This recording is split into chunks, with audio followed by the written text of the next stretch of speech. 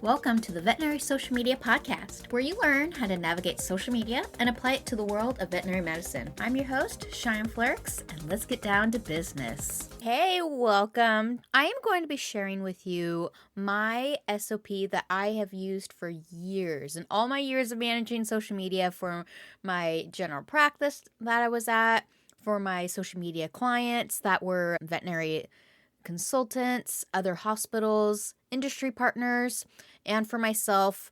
I'm going to lay it all on the table for you so that you are able to streamline your own process for managing social media.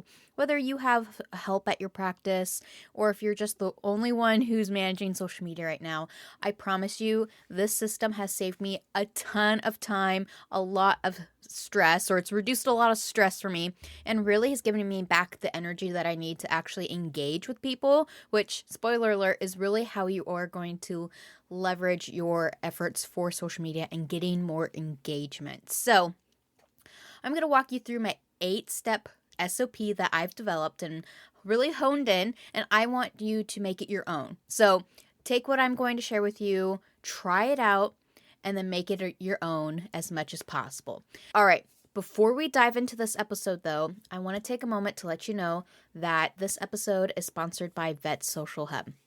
Vet Social Hub is my membership where I am supplying you with everything you need to manage social media for your practice. So I want to give you all the tools that you need to master social media so you don't have to go scattering around the internet. I've done all the hard work for you and I put it all into Vet Social Hub. So in Vet Social Hub, I'm providing you with done-for-you templates for all your social media posts. I'm providing you with training so you can learn the skills you need to feel more confident and feel like you know what you're talking about with social media. And I'm also providing you with a library of content so you can go back in anytime and gather stuff as you need. So if you want to learn more about Vet Social Hub, definitely check out the link in the description. There's a lot more detail there for you, but I want to keep this episode short. So with that, let's dive on in to my SOP, and what I call this is the Veterinary Social Media SOP.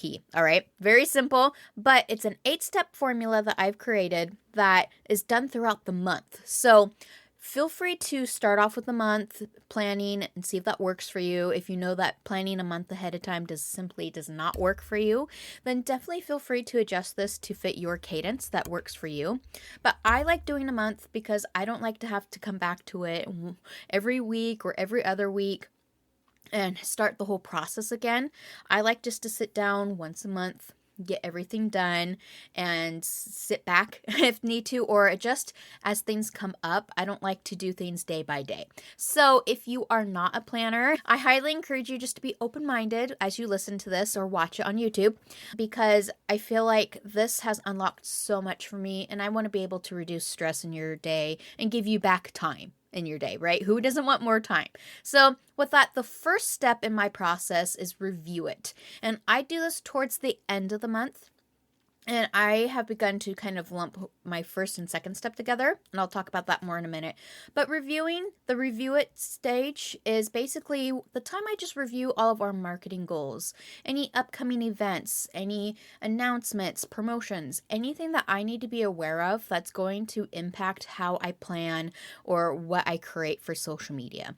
And so with this said, I want to back up for a moment. If you do not have goals set up for your clinic, or you have not been given any marketing or business goals, then this is where I highly encourage you to take a moment to either figure those out or talk with your leadership, your supervisor, whoever is above you when you're managing social media, because those goals, having those established, is really going to help you plan for results.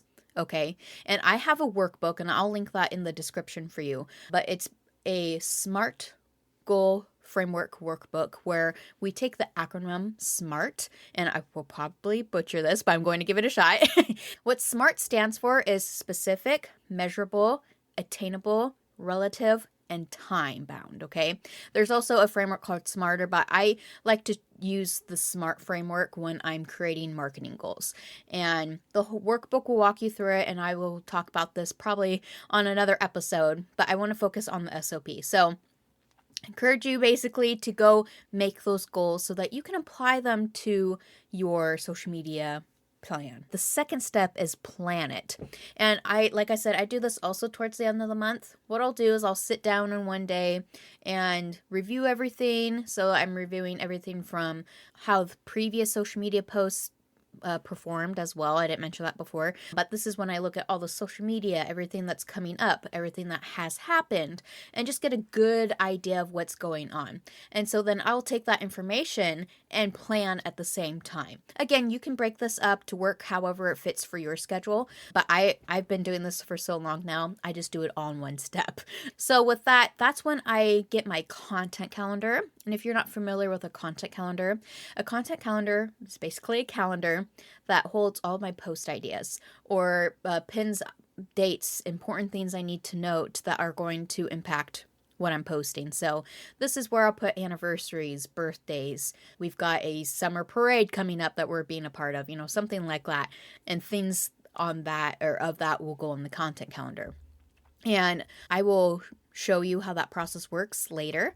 But this is just where I will brainstorm, put all the ideas on there, get post ideas if I don't have any, and start putting them on the calendar and make a plan. Because if I want to hit a certain amount of posts each week, so like say my goal is 3 times a week to post on Instagram, then I know I need at least 3 posts for that week or 12 posts for the month. And so that kind of helps me to say, okay, I only need 12 ideas, or I need to get this for this idea, that kind of thing. So it helps me to visually see everything on the calendar. I hope you're tracking with me so far.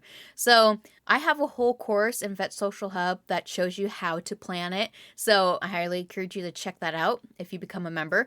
But with that said, once I have everything planned out and kind of mapped out, again, this is not where I am creating anything. I'm not writing anything for captions, nothing of that nature. Just simply planning and writing things out. You can do this on paper. You can do this digitally. So I like to do this in Notion or an Airtable, for example. I know some people like Trello, but I know a lot of you like to print up things or get a notebook and draw a calendar. So whatever works for you, this is the perfect step for you to do that in. So then once I've got the plan written out and everything, we go to step 3, which I call curate. So again, I do this also kind of at the end of the month. If I'm planning things out, I'm like, ooh, that's a great idea. Let me just grab that. I'll just bring it in and put it in my little curated pile of stuff, or just put it on the content calendar then. But this is where you're just gathering all of the information, all the media needed, all of the photos, videos, basically anything you need to curate the posts. In our next step, this is the place, or this is the time for you to be doing that. So what this looks like in action at the practice is, once I know what my posts are what posts I need for the next month, I will be taking pictures or trying to find some photos that I already have. I highly encourage you to take your own photos versus using stock photos as your go-to for multiple reasons, but mainly it avoids you infringing on any copyright infringement. And then second, having original photos really helps to build that connection when people see your photo. So if I was scrolling on my practices page or on my own page and I saw a picture of me or a technician I work with, I'd be like, oh, I know them. I work with them. I already have a trust with them, right? Same thing with like my dentist. They're pretty active on social media, all right? So I'm like, oh, I know Rhonda, right? So it builds that instant connection. And if they don't know you already, they already have this idea. It's just that familiarity that we're establishing with original photos. So get those photos. I record anything that I need. So if I have a tech who's willing to do a toothbrushing tutorial for a reel, this is when I would record it. Okay. So once I've gathered everything, I move on to creating all of the posts. So again, this is towards the end of the month. I'd like to start this whole process actually with reviewing things like the 3rd week of the month. That way I have a little bit of a buffer. I'm not starting on the 4th Wednesday when things are like, oh my gosh, I only have a few days to get things together. I like to give myself 2 weeks before the new month starts. So I should have mentioned that earlier, but when I am creating the posts, this is when I create all the visuals, edit all the videos, getting all my templates ready and writing the captions and really getting the posts ready to be brought to life and getting ready to schedule them. I don't like to create one post as I go. I like to create it all in one spot just because I like to batch my stuff. It helps me to stay focused and I feel like I get more progress and I'm more productive. So I just sit down and get everything done. Now, how I like to do this personally, some people like to get okay, I'm going to get all this week's posts done and then I'll work on that. So they work by date. What I like to do is I like to create all my graphics in one sitting. I like to create and write all my captions in another sitting and then bring them together. That's just how I like to work. So if it's easier for you to create all of your graphics one day and say, okay, I've only got, 20 minutes today, I'm going to do that. And then the next day, you've got 15 minutes. Write all your captions for that, for all those posts. Trust me, it seems like it's a lot of extra work, but it actually saves you a lot of time. So with that, I take a break. I don't do anything else with the posts once I feel like I'm done. I've checked all the dates off. I don't schedule them. I don't post them. I don't do anything. So then what I do is I either come back the next day or come back a few days later. It really just depends on the schedule. But then what I do is I schedule all the posts in one sitting. So I like to do this probably a little bit before the end of the month. The first 4 steps of this process are kind of condensed. Like I said, you can do them when it works for you. But when I go to schedule these posts, I like to use this as my time to review everything. So when I'm uploading the graphics you can use Meta Business Suite. I like Metricool to my preferred auto scheduler. I put the graphic, make sure that the caption is with it. And I say, okay, I take a moment to say, okay, this is good. Oh, there's a typo. Let me fix that. Because once you've posted, I can't tell you what stresses me out more is when I've noticed there's a typo in the graphic or I've linked the wrong thing in the caption and I have to go back in and I will often just post the same thing to different platforms. So I'm like, oh no, I have to go to all these different posts and correct it. It's a nightmare. You don't have time for that. I don't have time for that. Nobody's got time for that. So just use this time to schedule. Try to do it undistracted, not multitasking, but use this time to really just review everything and check things off. And then you can make sure that the time and date that the schedule you're scheduling it out for is correct. It's all good. So really, that is the bulk of this SOP. You've got everything done. You've got everything ready for the next month, even before the next month begins. So that to me is just so wonderful. So with that said, this process allows me to have a bulk of my posts done and ready for me to go. That's because I have everything planned out ahead of time. But this doesn't mean you can't move things around and adjust things if other things come up. So say the phone lines go down, you want to make a post about that. You can easily just add another post or you can reschedule things and move it around. But this system gives me the opportunity to really just be flexible and not stressed out, be like, oh, okay, I have no posts made. I got to post something. What do I post? And that whole the brain dies moment, at least that's my experience. Tell me otherwise if that's not your experience in the comments below. But yes, this is my way of defeating that brain dead moment. So what I do throughout the rest of the month, so the first part of the month and really on a daily basis, if possible, this is where I go into my 6th step, and this is engage it. And I do this typically daily during the week. Now, when I say week, I want to make sure I'm mentioning that this is during your business hours. And a lot of you are going to be from Monday through Friday. But if your practice is, 24/7, be sure that you're making an agreement with whoever your supervisor is or with yourself saying, okay, I'm only going to be responding X amount of days. Because if you are constantly engaging, constantly keeping track of everything, 24/7, you're going to burn out. And I really don't want that for you. I've been there. It's not fun. So when I say engage it daily, this is really going to fluctuate based upon what your level of audience activity is. But generally, this is just when I observe interactions, engage in comments, comment on other people's posts, check in with messages, respond to those. And I say I dedicate at least 5 minutes a day to that. If I can't do it, every day, I say, okay, I'm going to do it 3 times this week and maybe increase the time a little bit. So Monday, maybe it's 15 minutes. Wednesday, maybe it's 10 minutes. It really depends on how active your accounts are. If you have a lot of activity, you might want to say, okay, I need 30 minutes to check back with everyone, engage, etc. So really make this work for you. But if you can at least say every day for 5 minutes, I'm going to check in and respond to someone if they've responded.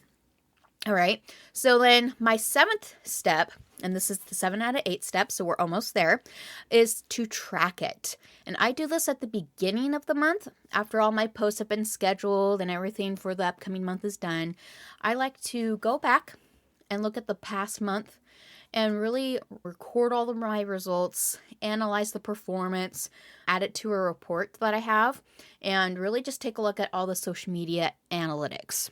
Okay, this gives me a good idea of how my posts are performing and gives me an idea of where I can improve, what I can keep doing to get more results, and just gives me a good glance on how things are performing.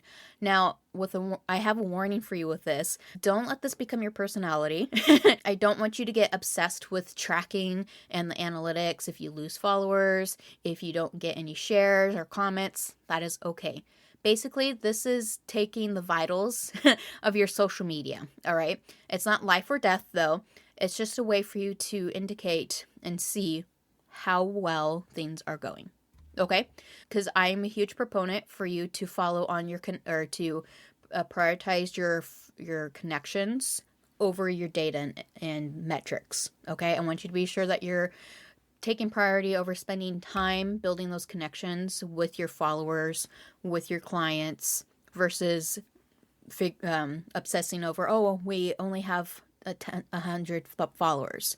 Okay, that's great. That's like having 100 people in your clinic. I don't think you want more unless you have a huge building and you have the bandwidth to support that, right? So just keep that in mind. You're just taking the vitals of your social media with this step.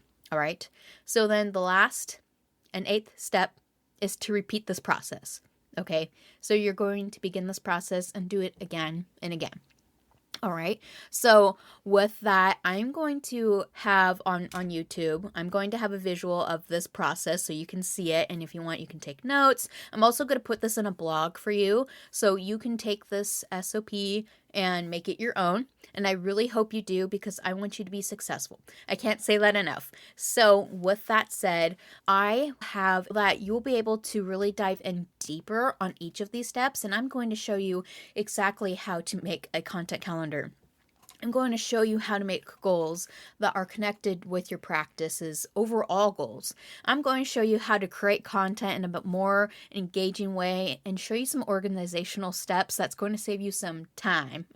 I'm also going to show you how I use my preferred social media scheduler because I do not like Meta. I am sorry if you love Meta, but I do not like Meta. And so I have Metricool that I use that I love and recommend to everybody. So I definitely will show you how that works, and I will show you some tips and tricks on how to get more engagement and saving you time. So you don't have to necessarily be in every day, but you can continue to build engagement and grow that. And I will also show you how you can track analytics, help you understand analytics, and all that and so much more. So if that sounds like you want to be something you want to be a part of, I highly encourage you and invite you to join. Details will be in the description for you.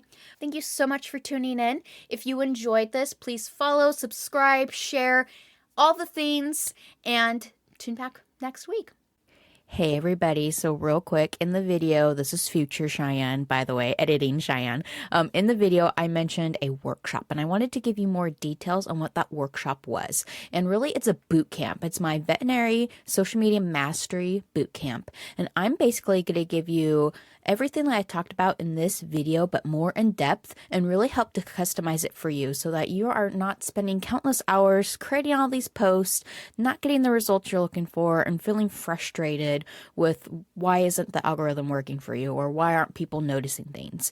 And really that's the reason that you're having that problem is because you need a strategy. We can't just post anymore onto social media and expect great results. We really have to take time to create a strategy plan, really understand the algorithm, and really figure out how we can make our efforts more fruitful in today's landscape of social media, because it's changing constantly. So in this boot camp, we are going to be going over everything we talked about in the video and so much more in 12 weeks.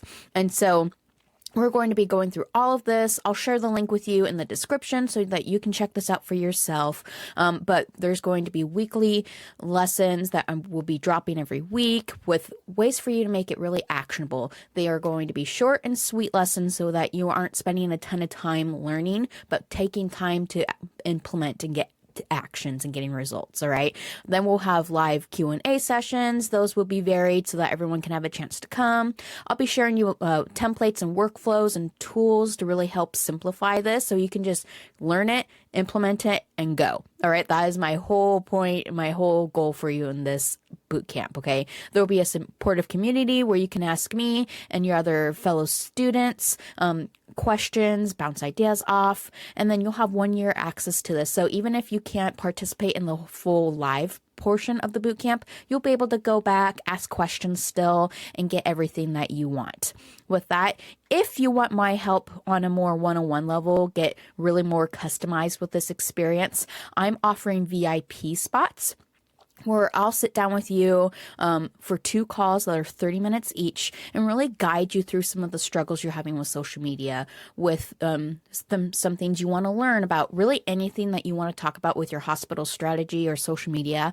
I'm there for you. I'll also provide you with a custom audit where I'll look through all of your websites, your social media, and really help you to pinpoint exactly where there's a breakdown or a hitch or where you can just improve for your social media. I can't tell you how valuable that is alone. I normally charge about $600 to $1,000 for that, depending on how in depth we need to go. So you are getting this for a steal.